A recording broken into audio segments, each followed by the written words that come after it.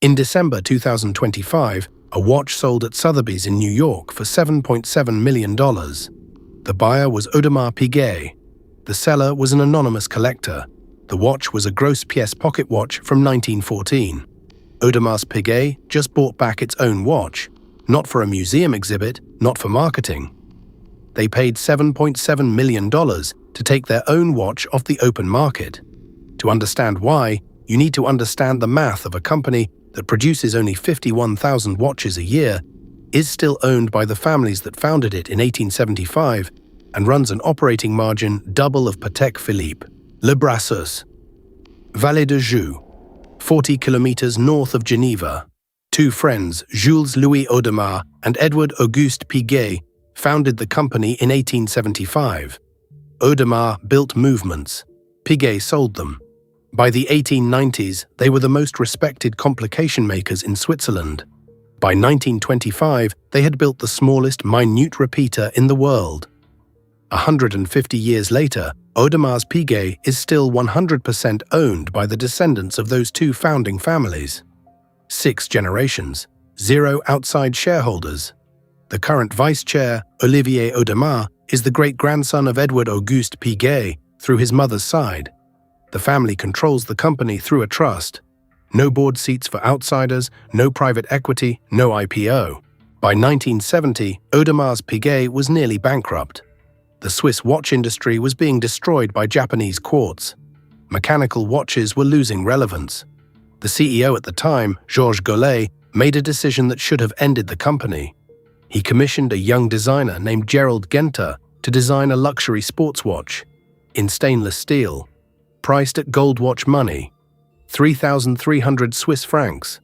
The story goes that Genter drew it overnight on the eve of the Basel Fair in 1971. An octagonal bezel with 8 visible screws, an integrated bracelet, 3 layers of finishing on every surface. The launch piece was called the Royal Oak Reference 5402.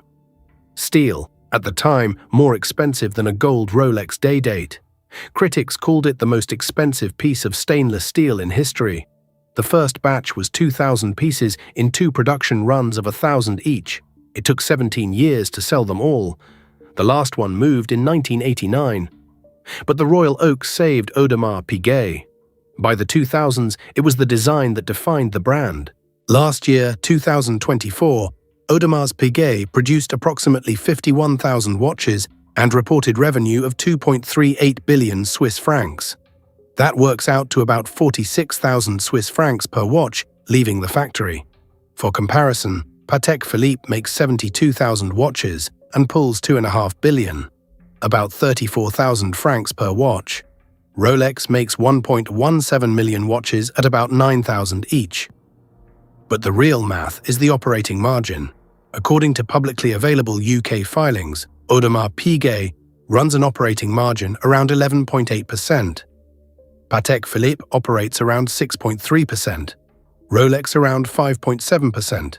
Audemars Piguet earns roughly double Patek's margin on every watch sold.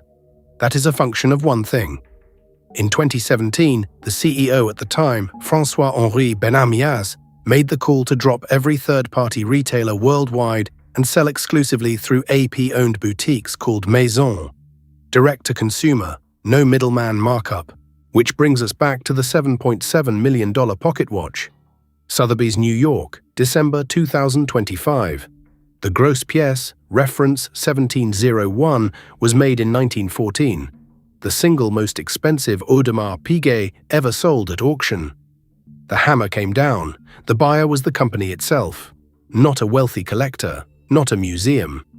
Audemars Piguet's own foundation, bidding through an intermediary, took the watch off the market. 6 months earlier, the Royal Oak Black Panther unique piece had hit $5.2 million at the Only Watch charity auction. A Royal Oak skeleton tourbillon concept Black Panther. Both records are now held by the company itself. Meanwhile, the current Royal Oak reference 15500 ST retails for $29,900. On the grey market, the same watch trades between $36,000 and $45,000. The premium has compressed from a peak of $70,000 in 2022. The direct-to-consumer pivot is closing the arbitrage. Buying back a gross pièce is the same play, scaled up, take inventory off the market. Compress the supply curve. Watch the secondary premium climb. François-Henri Benamias had a quote that ran in Bloomberg. He said his family told him never to chase percentage growth. The instruction was, think in 200-year increments. Audemars Piguet has now been operating continuously for 150 years. They produce 1/23 the volume of Rolex. They earn roughly double Patek's margin on each watch. They own all their distribution. They buy back their own auction lots. The new CEO, Ilaria Resta, who took over in December 2023, has publicly stated the focus is desirability over volume. The company's chief priority, in her own words, is brand longevity, not next quarter's revenue. Next week on the Hidden Ledger, the company that has been making watches in Geneva continuously since 1755, Vacheron Constantin, older than the United States, older than the French Revolution, owned by Richemont, production capped under 20,000 watches a year, the hidden math of the third member of the Holy Trinity. Subscribe.